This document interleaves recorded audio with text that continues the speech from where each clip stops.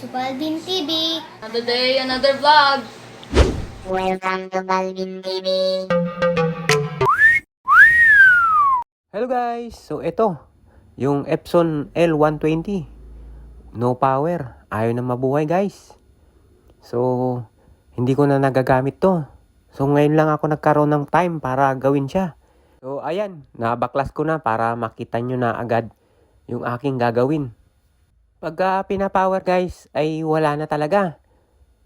Ayan, katulad niya no, pinipindot ko. Hindi naman nagre-react. Hindi na nailaw. Minsan naman natsatsambahan na mabubuhay guys. Pero sa ngayon, hindi na talaga, hirapan na talaga. So, i-check natin kung power supply o switch ang problema. Tara, alamin natin. Dito sa may power supply, check natin yung wire niya. So, ayan ang power supply guys. Ito yung white. Yan. Yan ang power supply niya. So, may napanood ako sa YouTube. Pagka daw nag-i-spark, ibig sabihin, buhay pa itong power supply niya. Bubunutin nyo lang guys, tapos isusuksok nyo uli.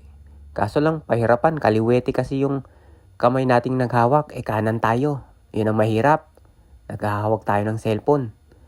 Basta tignan nyo, yan guys, nakita nyo, nag-spark siya. So, ibig sabihin daw, buhay pa yung power supply natin. So, meaning, switch ang may problema, ano?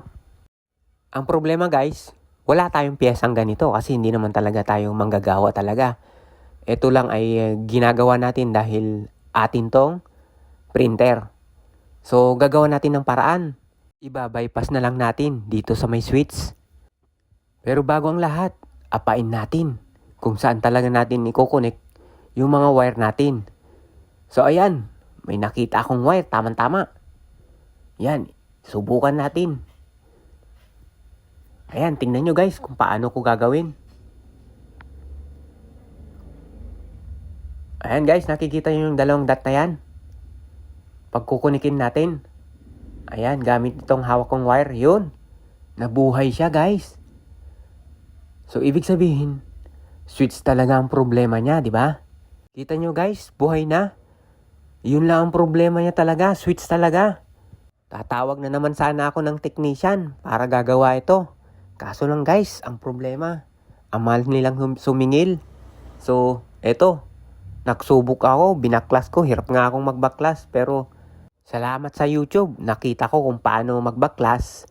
So, ayan, nabaklas ko at nahanap ko ang problema niya. Very good. So, ayan, alam na natin kung anong ating gagawin. Bunutin muna natin yung power. Kasi mahirap magsolda kung may power siya. Delikado. So, alam nyo na guys ha, kung saan nyo susoldahin ha. Yung tinuro ko sa inyo kanina, yung dalawang dot. Pero kung meron kayong piyesang ganyan at marunong naman kayong gumamit ng soldering iron, pwede, gawin nyo na. So, ayan na nga guys. Sinusulda ko na. Hindi rin naman ako magaling sa ganitong linya guys.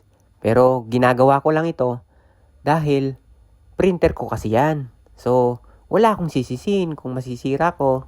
Pero wag kayong mag-alala guys. Itong tinuturo ko na to ay safe to. 100% to.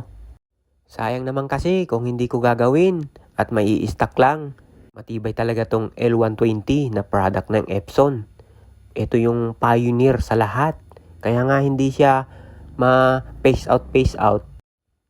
So, ayan na nga guys. Still, nagsusulda pa rin. So, ayan, tapos na pala. So, ayan, saksak natin at subukan natin. Ayun guys pinagdikit ko lang. Pero, wag niyong ibabad na nakadikit siya.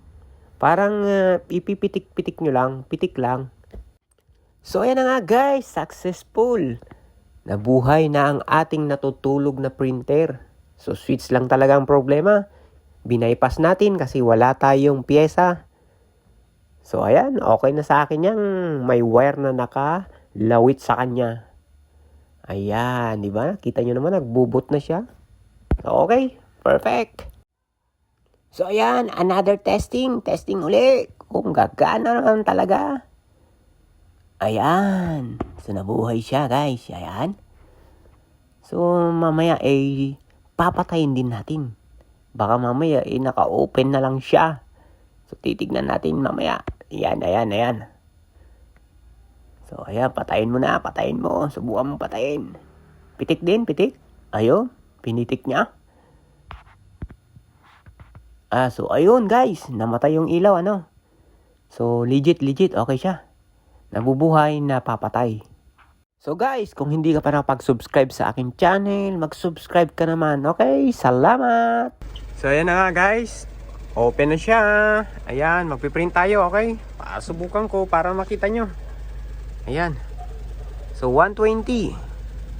Print. Ayan.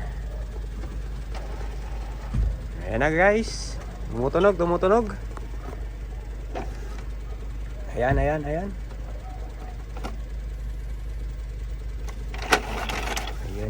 Ayan, di ba? Gumagana. Yan, okay siya, legit yung ginawa natin guys. Walang problem, okay?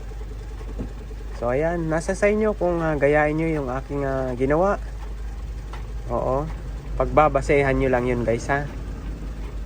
Pero kung mayroon kayong mga switch, mas maiging gamitin na lang yung normal way kaysa magbubutas kayo. At saka guys, binutas ko din pala yan.